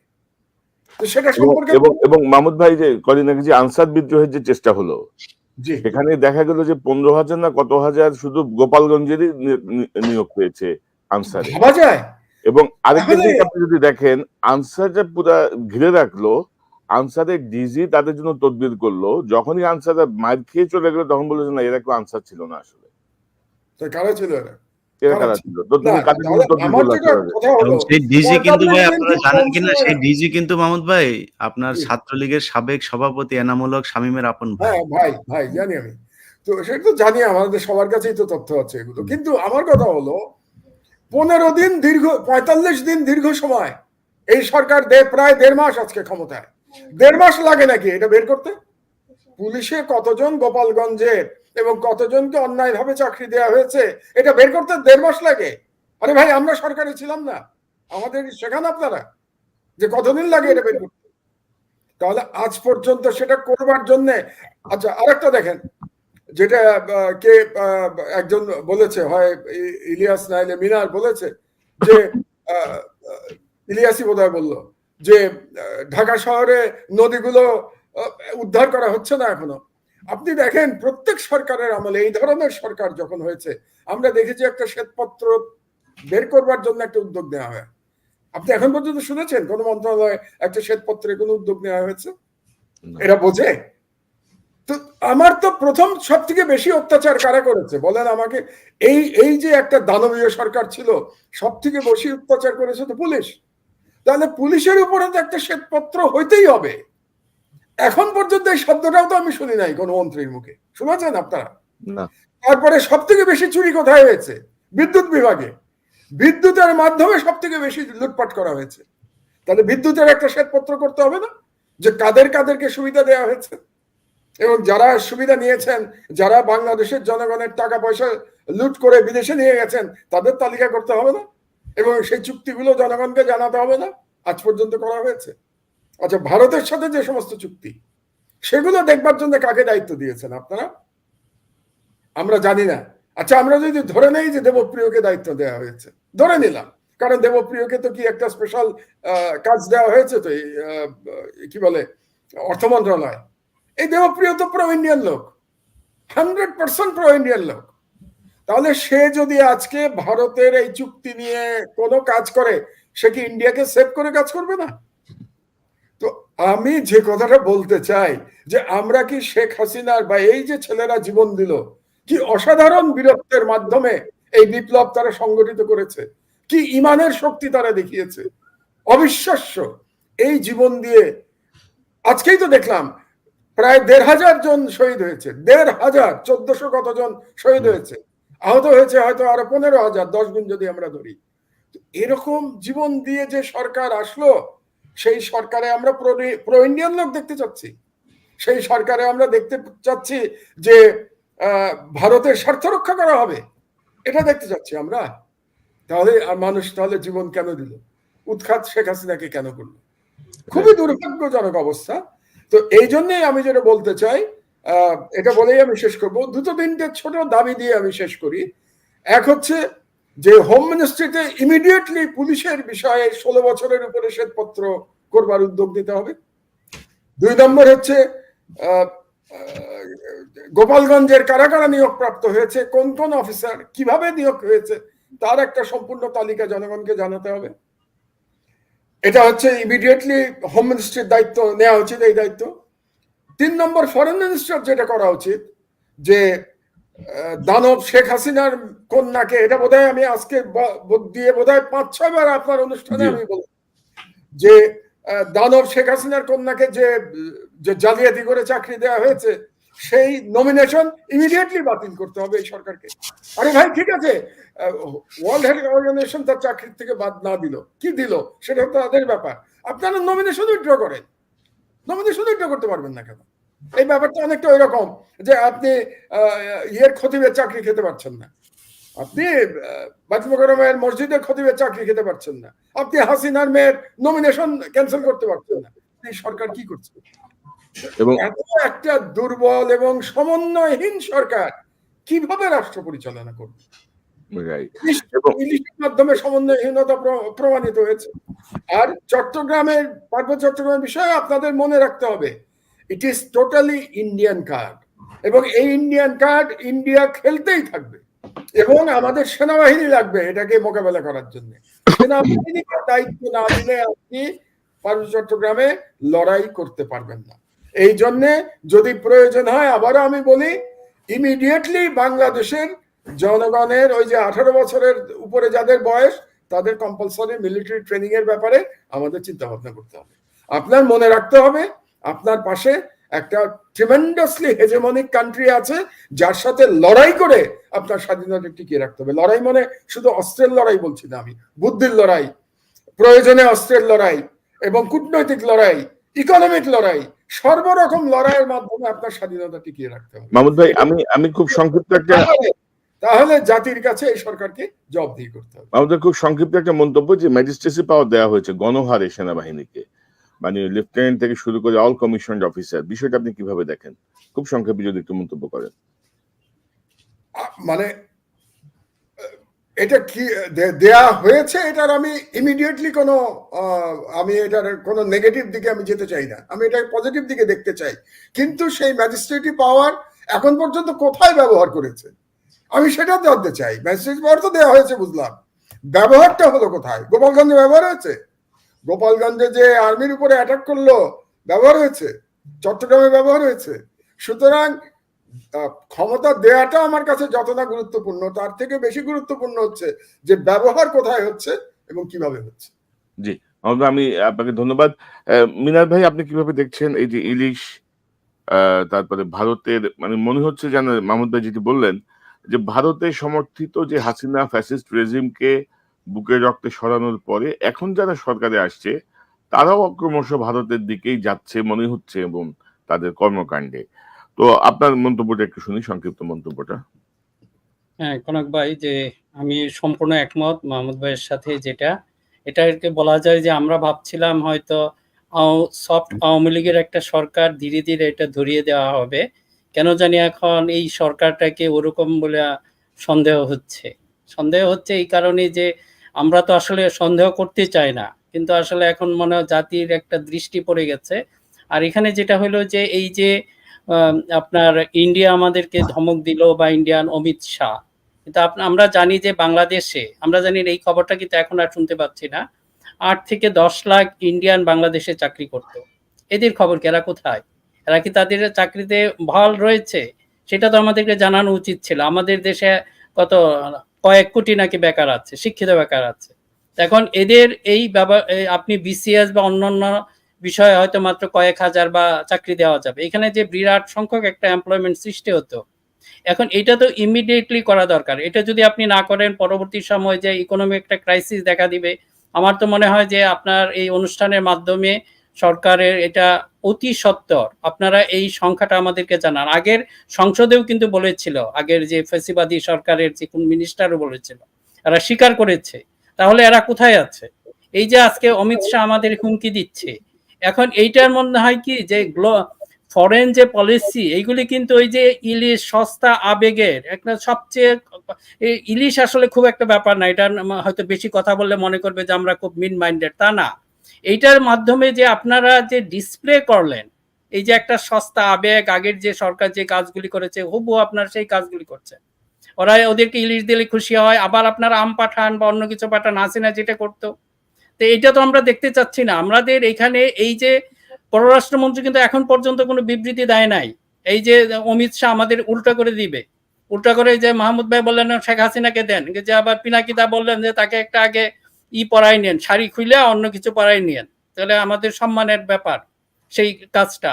এখন যদি মনে করেন আপনারা যদি এইগুলি আমাদেরকে যখন হুমকি দিল আমরা এইগুলি ফান করি বা করতেছি, কিন্তু এটা তো আমাদের ইটস বার্নিং ইনসাইড।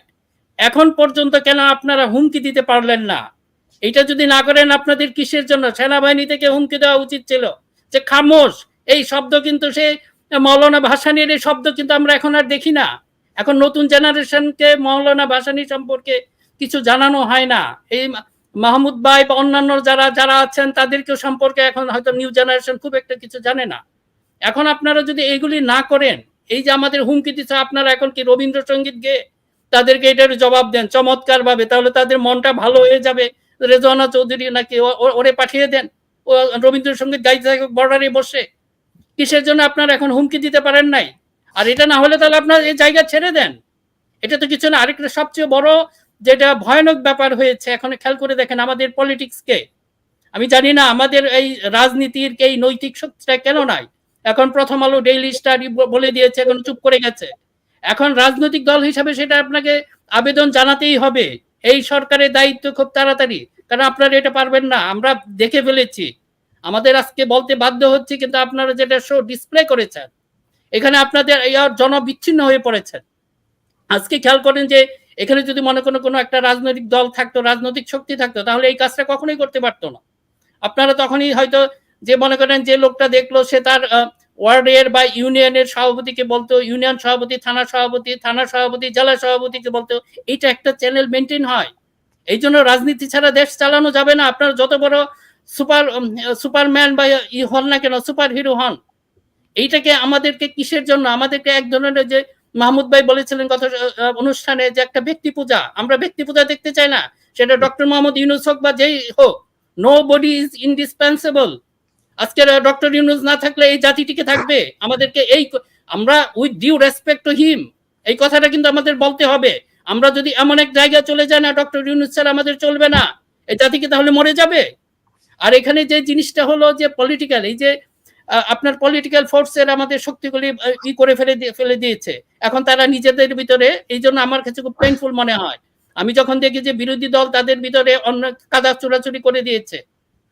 আমি জানি না, আমি বিএনপি কে বা জামাতকে কাউকে আমি নির্দিষ্টভাবে এটা বলতে চাই না। এটা আপনাদের অত্যন্ত ধ্বংসাত্মক একটা বিষয় হবে আপনারা যদি নিজেদের মধ্যে এই ফাইট শুরু করেন। এটা এখন সময় হয় নাই। আমরা বলবো, আমরা বারবার বলছি। অর্থাৎ মিনার ভাই, যে মানে প্রতিষ্ঠিত রাজনৈতিক দলগুলোর মধ্যে এক ধরনের ভেজাল সৃষ্টি করা এবং কিংস পার্টি গঠনের দিকে তাদের সাকসেসফুল। আপনারা গোয়েন্দারা এই কাজগুলি করছে, ওরা ওদের কাজ না করে আসল এই দিকে আসছে। এই যে বিএনপি এবং জামাতের ভিতর কিভাবে একটা দেখেন সম্পর্ক, আপনি খেয়াল করে দেখেন। এমন কিছু বিষয় নিয়ে লাগছে যেগুলো এইগুলি আসলে এখন এই মুহূর্তে বলার মতো না। এবং আমরা স্পষ্ট করে বলে দিচ্ছি, আমার বিএনপি এবং জামাত কাউকে আলাদাভাবে বিশেষ সুবিধা দেওয়া আমার উদ্দেশ্য না বা আমাদের উদ্দেশ্য না। আমরা এটা বলছি ডেফিনেটলি। আজকে যদি মনে করে গণতান্ত্রিক চর্চা করতে হয়, আমরা স্পষ্ট করে বলছি যে গণতান্ত্রিক চর্চা করতে হলে অবশ্যই কয়েকটা একাধিক আপনার রাজনৈতিক দল লাগবে। বিএনপি জামাতের এগেনস্টে আপনারা দাঁড়াবেন। আপনারা যা করছেন ঠিক আছে, এটা একটা সীমার মধ্যে থাকতে হবে। কিন্তু এইটা যদি এমন পর্যায়ে চলে যায় যেখানে তৃতীয় পক্ষের শক্তি সুযোগ নিতে পারে, সেটা হয়তো ধ্বংসাত্মক হবে। আপনারা এখন পর্যন্ত এমন অবস্থা রাজনৈতিক থেকে, আপনাদের রাজনীতি থেকে, সেটা আমার কাছে খুব অ্যালার্মিং মনে হচ্ছে। এখন বিএনপিও এবং জামাত কেউ মানে বলার তাদের সেই নৈতিক সাহস নাই, কারণ প্রথম আলো, ডেইলি স্টার গ্রুপ এমন অবস্থা ক্রিয়েট করে ফেলেছে এবং সাধারণ মানুষের মধ্যে এটা এমন ভাবে ছড়িয়ে দিয়েছে এখন রাজনীতি নিয়ে কোনো কথা বলা যাবে না। যতদিন ইচ্ছা তাকে সময় দিতে হবে। This is not a good decision. আমি যেটা বলবো, আমি দেশের মঙ্গল চাই। এখন ডক্টর ইউনূস যদি ইনডিসপেন্সিবল থাকে, উনাকে নিয়ে আসেন, তাড়াতাড়ি নির্বাচন দেন, প্রয়োজন পড়লে তাকে 1 বছরের জন্য প্রাইম মিনিস্টার রাখেন। যে জাতীয় সরকার হবে যেই হোক, যে জাতীয় সরকারের উনি প্রাইম মিনিস্টার হতে পারে যদি এত প্রয়োজন মনে করেন। এবং 1 বছর থাকার পর পরবর্তী টার্মটা উনি একজন সিনিয়র মিনিস্টার, যেটা সিঙ্গাপুর করে, যে মনে করেন এখন যে আগের যে প্রাইম মিনিস্টার ছিল, এখন উনি সিনিয়র মিনিস্টার এবং মিনিস্টার মেন্টর। এখন মিনিস্টার মেন্টর হয়ে আপনি তখন গাইড করতে পারেন আমাদের পরবর্তী prime minister who ever it is. সেই প্রাইম মিনিস্টারকে যদি গাইড করেন তাহলে আমরা ডক্টর ইউনূসের সেবা পেলাম, আমি ওনার বিরুদ্ধে না। ডক্টর ইউনূসের সেবা পেলাম, উনি একটা 1 নাম্বার কাজ 1 নাম্বার পদ্ধতিতেই করেন। আপনার তো সেইভাবে করার দরকার নেই যে এমনি কেন লম্বা সময় থাকবেন, একটা নিয়মের ভিতরে আসেন। আর এই কথাটা বলতে কিছু ভয় কিসের? আমরা যদি আর মিনার ভাই, রাজনৈতিক দল গঠন করলে স্বাভাবিক সময়ে গঠন, বিশেষ সময় বিশেষ পরিস্থিতিতে কেন রাজনৈতিক দল গঠন এই কথাটা কনক ভাই, মাহমুদ ভাই, আপনাকে বলছি, আপনার মুখ থেকে আপনি যে এটা খুব শক্তভাবে বলেন, আমাদের তো চাওয়া পাওয়ার কিছু নাই, দেশটা চলুক। এখন যদি আপনাকে ডক্টর ইউনূস বা অন্য কাউকে এরকম প্রয়োজনীয় মনে হয় জাতির জন্য, তাকে একটা পলিটিক্যাল সিস্টেমে নিয়ে আসেন। আউট অফ পলিটিক্যাল সিস্টেম এটা হতে পারে না, এটা ভয়ঙ্কর হবে জাতির জন্য। কাজে যদি প্রয়োজন হয়, আমি এটা বলবো, এখন এই কথা বললে এটা জনপ্রিয় কথা না, কাজে এটা কেউ বলবে না। আমরা ওনাদেরকে সময় দিয়ে রেখেছি, ওনা আনলিমিটেড, নো, ইট ক্যানট বি। আপনাকে একটা রুট ম্যাপ অবশ্যই দিতে হবে। আমাদের এই অনুষ্ঠানের মাধ্যমে এটা আমরা আপনাদেরকে আবেদন না, এটা আমাদের দাবি, এটা ন্যাশনাল দাবি। এই দাবির পর তাড়াতাড়ি করেন। আমরা যে সিমটম দেখছি, এটা খুব ভালো লক্ষণটা খুব ভালো মনে হচ্ছে না। কাজে অবশ্যই পলিটিক্স, রাজনীতি, দেশের শাসন পলিটিশিয়ানদের মধ্যে আসতে হবে। এটার মানে না যে দুর্নীতিগ্রস্ত কোনো পলিটিশিয়ান, তারা অবশ্যই পিওর হইতে হবে। এখন কারো পক্ষে দুর্নীতি করে টিকে থাকা সম্ভব না, এটা বিএনপি আসুক, জামাত আসুক, কারো পক্ষেই সম্ভব হবে না। কাজে আমাদের ভয়ের কিছু নাই, পলিটিক্সকে ফিরিয়ে আনতে হবে। কাজে আপনারা সেই আওয়াজ তুলেন, ভয়ের কিছু নাই। এই তো যদি না হয়, কারণ পলিটিক্যাল ফোর্স যদি না থাকে কনক ভাই, এটা কখনোই সম্ভব না। এই যে মনে করেন কিছু ডিসিশন, এই ইনডিসিশন কেন হচ্ছে? এই ইনডিসিশন হচ্ছে due to the lack of political support. আপনার যদি এই সাপোর্ট না পায়, এটা কখনোই চলবে না, এটা থামস রোড। কারণ রাষ্ট্র চালাইতে হবে অবশ্যই পলিটিক্সের মাধ্যমেই। এখন যদি ডক্টর ইউনূসকে প্রয়োজন হয়, তাকে পলিটিক্যাল সিস্টেমে নিয়ে আসেন। জি মিনা ভাই, আমি আবারও আসবো আপনার কাছে। তবে ঘটনা হচ্ছে যে যদি ধরেন আমাদের এই আলোচনা বা আমাদের যে বক্তব্যগুলো বলা হচ্ছে, এগুলো যদি সরকার না শুনে, তাহলে এটা শুনতে আমরা বাধ্য করতে পারবো। আমরা জানি কিভাবে বাধ্য করতে হয়, আমরা সেদিকে যাব, আরো কঠোর লাইনে যাব। ইলিয়াস, আপনার কথা শুনি। আমি তো যাই হোক, যেইভাবে বলতে চেয়েছিলাম আমি ওইভাবে আর বলতে চাই না, কারণ আমার মনে হয় আমরা অনেক হার্শ হয়ে গিয়েছি আজকে।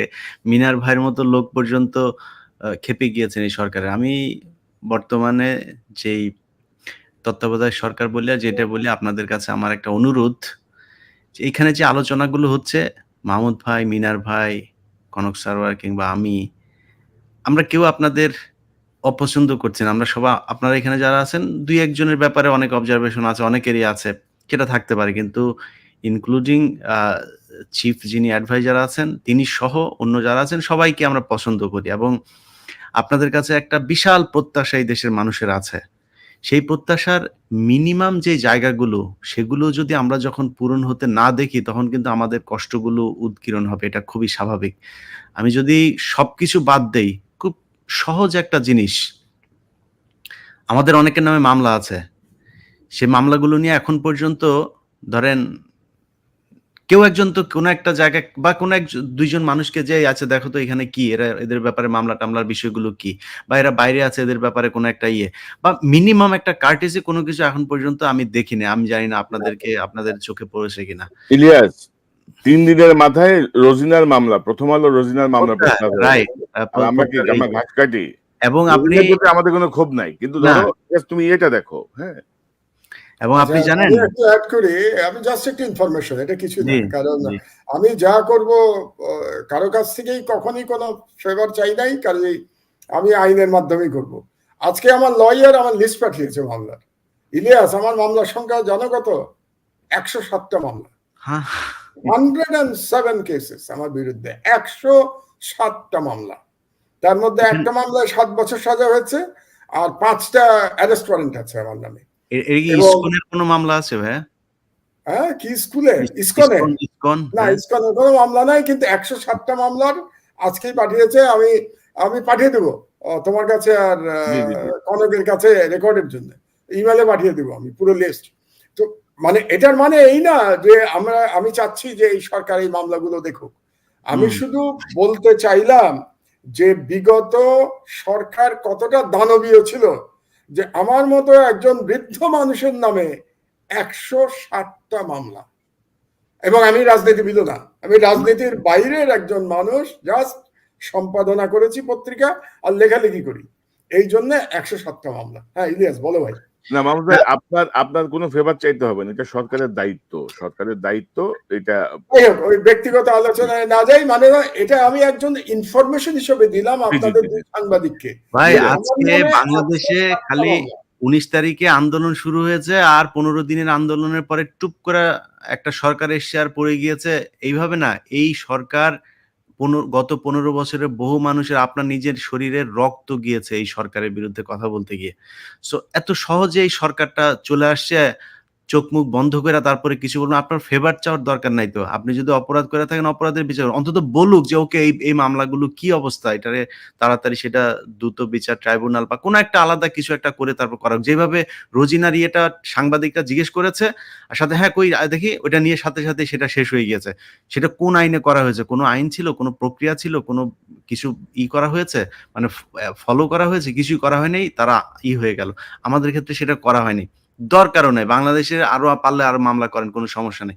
কিন্তু মাথায় রাখতে হবে যে আমরা এই সরকারটা যদি সবকিছু বাদ দিই, যে ছাত্ররা এখানে জীবন দিয়েছে তাদের কারণে তো অন্তত আপনারা এসছেন। সেই ছাত্রদেরকে গত 2 দিন আগে বলা হলো 5 লাখ টাকা করে পরিবারকে দিবে।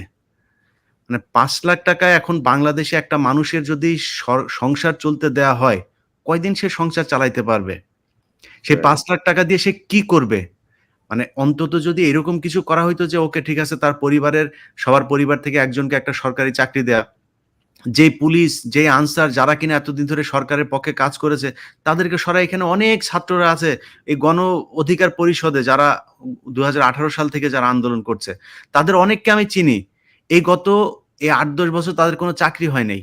গত 5-6 বছরে যারা ওই আন্দোলন ছিল কারো চাকরি হয় নাই, শুধু ভেরিফিকেশনে গিয়েছে, জেনেছে যে তারা ওই আন্দোলনের সাথে ছিল, দ্যাটস ইট। এটাই তাদের জন্য চাকরি না হওয়ার জন্য এনাফ, আর কোনো কিছু লাগে নাই।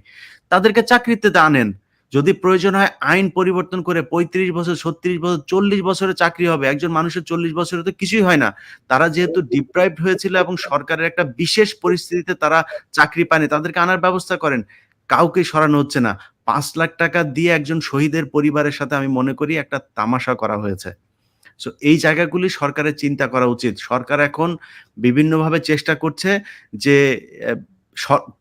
রাজনীতি মুক্ত করার জন্য। যেমন 2 দিন ধরে আপনি দেখেন ঢাকা বিশ্ববিদ্যালয়ের একজন শিবিরের সভাপতিকে পাওয়া গেছে, যিনি এতদিন ধরে গোপনে এখানে সভাপতি ছিল, এখন তিনি ওপেন হয়েছেন। তো সমস্যা কি? শিবির কি আপনাদের জন্য অপকারী কিছু ছিল নাকি? শিবির কি আপনার ক্ষতি করেছে নাকি? শিবির আজকে যেই ছাত্র আন্দোলন হয়েছে, খুঁজা দেখেন শিবিরের কতজন সেখানে জীবন দিয়েছে। সো আপনি শিবির করতে তো সমস্যা কি? আবার অনেকে বলছে এটা নাকি মুনাফিকি করেছে শিবির। মুনাফিকি না, এটা কৌশলী হয়েছিল শিবির। তাই সে তার পরিচয় গোপন করেছে এবং সেখানে সে রাজনীতি করছে। আমি মনে করি শিবির এবং ছাত্রদল 2 দলের সহ অবস্থান প্রয়োজন। এই ঢাকা বিশ্ববিদ্যালয় সহ বেসরকারি যত সরকারি যত বিশ্ববিদ্যালয়গুলো আছে সবগুলোতে, পাবলিক বিশ্ববিদ্যালয়ে, সেখানে গিয়ে এই যে আর কোনো ছাত্রলীগের এই যে এজেন্টরা যারা গোয়েন্দা সংস্থার সহায়তা নিয়ে এখানে বিভিন্ন জনকে চোর সাজিয়ে তারপর হত্যা করছে, এগুলো থেকে আমি নিজে ছাত্র রাজনীতি পছন্দ করি না, কিন্তু এগুলো থেকে বাঁচানোর জন্য একটা গার্ড এখানে কাজ করা দরকার। এখন সেই গার্ড কারা হবে? সেটা শিবির, ছাত্রদল তারাই হইতে পারে। সো তারা সেখানে থাকা উচিত আমি মনে করি। আর ভারতের বিষয়টা বলে শেষ করি। আমি আমার ব্যক্তিগত জায়গা থেকে আমি মাহমুদুর রহমান ভাই এবং আমরা 2 জন অন্তত, বিশেষ করে কনক ভাই এবং মিনার ভাই, ওনারা এই সরকারের বিরুদ্ধে অনেক কথা বলেছেন। আমি মাহমুদুর রহমান ভাইয়ের যেই বক্তব্য শুনেছি সেই 2011 সাল থেকে, আমি বিশ্বাস করেন ওনার বক্তব্যে আমি উদ্বুদ্ধ হয়েছি। অতএব এই জায়গাটায় আমি 1 ইঞ্চি ছাড় দিতে রাজি না। কেউ যদি মনে করেন যে ভারতকে ইলিশ দিয়া আর ভারতের সাথে সুসম্পর্ক রাইখা তারপরে বিএনপি আর আওয়ামী লীগকে সরাই দিয়ে আপনার রাষ্ট্র চালাবেন আর আপনাদের সাথে কুতুকুতু করব, এটা মনে করার কোনো কারণ নাই। হইতে পারে ভেজাল লাগাইলে আওয়ামী লীগ আবার ক্ষমতায় আসতে পারে, কিন্তু আপনারা থাকতে পারবেন না। ওইটা মাথায় রেখে তারপরে রাষ্ট্র পরিচালনা করতে খুব সাবধানী হওয়া উচিত। আবারও বলছি, ডক্টর মোহাম্মদ ইউনূসের উপরে আমাদের কোনো রাগ, ক্ষোভ কোনো কিছু নাই। আমরা চাই আপনি সফল হন। আমি নিজে বলেছি যদি প্রয়োজন হয় ২-৩ বছর থাকতে হয় থাকেন, কোনো সমস্যা নাই। তাও দেশটা আমার মনে হইতে হবে যে ভালো দিকে যাচ্ছে, ভালো কিছু হচ্ছে। সেটা এখন পর্যন্ত হচ্ছে বলে আমার কাছে মনে হয় নাই। মানে এখনো আওয়ামী পুনর্বাসনের চলছে, বিএনপি জামাতকে ঠেকানোর চেষ্টা চলছে। ইলিয়াস, আপনাকে ধন্যবাদ। মাহমুদ ভাই, আপনার শেষ মন্তব্যটা একটু শুনি। শেষ মন্তব্য, অনেক কথা বলে ফেলেছি, শুধু এটাই বলবো যে এই সরকার দয়া করে আপনারা গতিশীল হন, দয়া করে আপনাদের সমন্বয়হীনতা থেকে মুক্ত হন এবং ভারতের ব্যাপারে একটা সমন্বিত পরিকল্পনা গ্রহণ করুন। জি, মিনা ভাই। হ্যাঁ, আমি আসলে আমার আগের কথাগুলো একটু স্পষ্ট করি যে ইলিয়াস ভাই যে জিনিসটা বললেন যে ২ বছর ৩ বছর থাকুক, আমি কিন্তু ওইটার ফেভারে না। এটা একটা পলিটিক্যাল প্রসেসে থাকেন। আবার স্পষ্ট করে বলছি, কারণ যদি রাজনীতি মুক্ত দেশকে রাখতে চান, ডিপলিটিসাইজ করেন, এটার ভয়ানক একটা বিপদ রয়েছে। আমরা গত ১৫ বছর দেখেছি এটা একটা ডিপলিটিসাইজেশন একটা রূপ ছিল। বর্তমানে আমরা একটা অন্য রূপ, একটা সফট রূপ দেখতে পাচ্ছি। এটা আমরা দেখতে চাই না। ডক্টর ইউনূসের প্রতি আমার অনেক সম্মান রয়েছে। ওনার সরকার সফল হোক সেটা আমরা চাই, কিন্তু আপনারা যদি ইমিডিয়েটলি কিছু সিমটম বা নমুনা আমাদের দেখাতে পারতেন। আজকে এই হতাশাটা আমি একটু ব্যক্ত করেছি এই কারণে, এগুলি আমরা দেখতে পাই না। আমরা গত অনুষ্ঠান বা যেটা এটা শো করার জন্য কিন্তু কনক ভাই খুব লম্বা সময় লাগে না, 2 দিনে কিন্তু আপনি শো করতে পারেন। আমি বলছিলাম ওই যে বিচারপতি লতিফুর রহমান কিন্তু 1 দিন 2 দিনে শো করে ফেলেছেন, তখন মানুষ তার একটা কনফিডেন্স পেয়েছেন। এবং আপনাদের প্রতি আপনাদেরও এই সুযোগ আছে। ডক্টর মোহাম্মদ ইউনূস এবং জেনারেল ওয়াকার দুইজনই কিন্তু প্রচন্ড মানুষের তাদের প্রতি একটা আস্থা রয়েছে, সেই আস্থার জায়গাটা আপনারা নষ্ট করবেন না। আমাদেরই হলো আমাদের এই সমালোচনাগুলিকে কনস্ট্রাকটিভ ইয়েতে নিয়ে। আরেকটা ব্যাপার হলো আমি যেটা বলছি, হ্যাঁ আমি চাই পলিটিক্স ছাড়া যে যাই বলুক, এটা আমার অনেক দিন আগে থেকে, আমি সেই বিশ্বাস থেকে সরি নাই। যাই করে না কেন, এটা বলার মানে না যে দুর্নীতিগ্রস্ত পলিটিশিয়ানদেরকে আপনারা নিয়ে আসেন। অবশ্যই এখানে ভালো পলিটিশিয়ান, আমরা তাদের বিরুদ্ধে লাগবো, আমরা কিন্তু ছেড়ে দিব না। এখন মনে করেন একজন এসে সীমাহীন দুর্নীতি করে যাবে, আমরা এই প্ল্যাটফর্ম থেকে সেটার বিরোধিতা করবো। যেই হোক, সে বিএনপির সরকার হোক, সে জামাতের সরকার হোক, আমরা সেই বিরোধিতা অব্যাহত রাখবো ইনশাল্লাহ। ইলিয়াস, কিছু বলবেন? না, ধন্যবাদ। আমি ওইটাই যে মানে আপনাদের মানে উপদেষ্টারা যদি নাকি মানে কাজ করার বাদ দিয়ে যদি মানে কিছু, কিছু উপদেষ্টা, আমি একজনের নাম আজকে এখনো পর্যন্ত কাউকে নিয়ে এই ১ম বোধহয় কথা বলেছি। ভবিষ্যতে সরাসরি বলার সেই ক্ষেত্র প্রস্তুত মানে তৈরি করেন না। আমি মনে করি তাইলে খুব সমস্যা হবে। এই যে আজকে যিনি ডিবির প্রধান আছেন, এই লোকের তিনি ছিলেন সম্ভবত সিরাজগঞ্জ বা কোনো এক জায়গায় ডিবিতে ছিলেন। ৫ তারিখে যখন শেখ হাসিনা পালিয়ে যাওয়ার কথা শুনেছেন, তার আগেই তিনি তার কর্মক্ষেত্র ছেড়ে চলে আসছিলেন ঢাকায়। আসার পথে মাঝখানে তিনাকে ছাত্ররা ধরে শুধু ডিবি পরিচয় পেয়েছে, পুলিশ পরিচয় পাওয়ার পরে তাকে প্রচন্ড মারধর করেছে। তিনি আইসিইউতে ছিলেন ৭ দিন। এই ব্যক্তি এই গত ১৫ বছরে প্রচন্ড অত্যাচার, নির্যাতন এগুলো সহ্য করে, বৈষম্য সহ্য করে তিনি আজকে এখানে এসছেন। এখন এই ধরনের যে পুলিশ কর্মকর্তারা আছে, তাদের মতো ২-৪ জায়গায় মনে করেন যে মানে অনেকেই থাকতে পারেন, যারা কিনা এতদিন ধরে সরকারের নানান সুবিধা নিয়েও এরকম আছেন, তাদের ভিতরেও অনেকেই থাকবেন। কিন্তু করা হচ্ছে কি, ধরেন আমি ২-১ জায়গায় দেখলাম যে এই ব্যক্তিকে নিয়ে মানে নেগেটিভ মন্তব্য করা হচ্ছে। তো আমি মনে করি যে এই প্রশাসনে যদি নাকি না করা হয়, মানে যদি একটা কি বলবো যে পরিচ্ছন্নতা কার্যক্রম যদি করা না হয়, তাহলে আস্তে, আস্তে এই যে ডিবির এখন যে রেজাউল করিম মল্লিক আছেন, তিনার মতো অফিসার যারা এসছেন, তারা কোণঠাসা হয়ে যাবে। ইলিয়াস, শুধু রেজাউল করিম মল্লিক না, ধরো প্রশাসনে যাদেরকে প্রমোশন দেওয়া হয়েছে, ধরো দীর্ঘ ১৫ বছর পরে সে একটা পজিশন পেয়েছে, তাদেরকে নিয়ে কিন্তু আবার ষড়যন্ত্র হচ্ছে নানা রকমের। হ্যাঁ, হচ্ছে তো। ডিএমপি কমিশনার থেকে শুরু করে আপনার হ্যাঁ। আইজিপি, তিনি অত্যন্ত ভদ্র মানুষ। এই গত ১৫ বছর নির্যাতন সহ্য করেছে তারা। এবং আমি আমার এই আজকের অনুষ্ঠানে একটা আমি দুঃখ প্রকাশ করতে চাই যে আমার কাছে কিছু তথ্য এসেছিল যে খুলনা রেঞ্জের যে ডিআইজি আছেন রেজাউল করিম, উনার ব্যাপারে আমার কাছে আমাকে পরে বলা হলো যে আপনি এটা খোঁজ নেন। তো আমি খোঁজ নিয়ে আমি এখনো পর্যন্ত উনার ব্যাপারে নেগেটিভ কিছু পাইনি। এটাও কিন্তু ওনাদের ভেতর থেকেই কিন্তু আমাকে জানানো হয়েছে। দেখেন পরে জানলাম যে ওই ব্যক্তি হচ্ছে গিয়ে সরকারের এতদিন সুবিধাভোগী। এখন তাদের ভেতরে যে কোন্দল সেটার কারণে তারা এটা বিভিন্ন জনকে ব্যবহার করে এই কাজগুলো করছে। এটা নিয়ে আপনার সঙ্গে আমার আগে কথা হয়েছে। তো ইলিয়াস, আপনাকে ধন্যবাদ। মিনার ভাই, মাহমুদ ভাই, আপনাদের প্রত্যেককে ধন্যবাদ। এবং আমরা আবারও যেটা বলতে চাই, আমরা যে কথাগুলো বলছি, মানে আমি লক্ষ্য করছি যে এই সরকার কিন্তু অনেক কিছু শুনছে না, উপেক্ষা করছে, এক ধরনের ইয়েতে চলে গেছে আর কি, মানে কি বলবো, পলিটিক্যাল গভর্নমেন্টের মতো অ্যাটিটিউড। কারণ আপনি যদি দেখেন যে এখানেও যে এক চাকমা উপদেষ্টা, কি নাম যেন, চাকমা পার্বত্য চট্টগ্রাম বোর্ডের চেয়ারম্যান ছিল, দুর্নীতির দায়ে অভিযুক্ত, তার শপথ নেওয়ার 3 দিন আগে সচিত্র অনুষ্ঠান করার পরেও তাকে শপথ দেওয়া হয়েছে। আমরা যা বলছি অনেক কিছুই তারা ভাবছে যে গায়ের জোরে সরাই দেবে। তো গায়ের জোর আমাদেরও আছে, আমরা জানি তোমাদেরকে কেমন সাইজ করতে হয়। তো লাইনে থাকো, ইন্ডিয়ার দালালি করে বা জনগণের যে চেতনা, সেই চেতনার বাইরে গেলে কাউকে ছাড় দেওয়া হবে না, সেটা যত মহান ব্যক্তিই হোক আর যত শক্তিশালী ব্যক্তিই হোক। আপনাদের 3 জনকে অসংখ্য ধন্যবাদ আজকের অনুষ্ঠানে অংশ নেওয়ার জন্য। দর্শক, এতক্ষণ যারা এই অনুষ্ঠান শুনলেন, নিশ্চয় আপনার এই আলোচনা মর্মার্থ উপলব্ধি করতে সক্ষম হবেন। আমরা যেটি বলছি, শেষ কথাটি যেটি বললাম, যে যত মহান ব্যক্তি হোক আর যত শক্তিশালী ব্যক্তি হোক, ইনশাল্লাহ কাউকে ছাড় দেওয়া হবে না।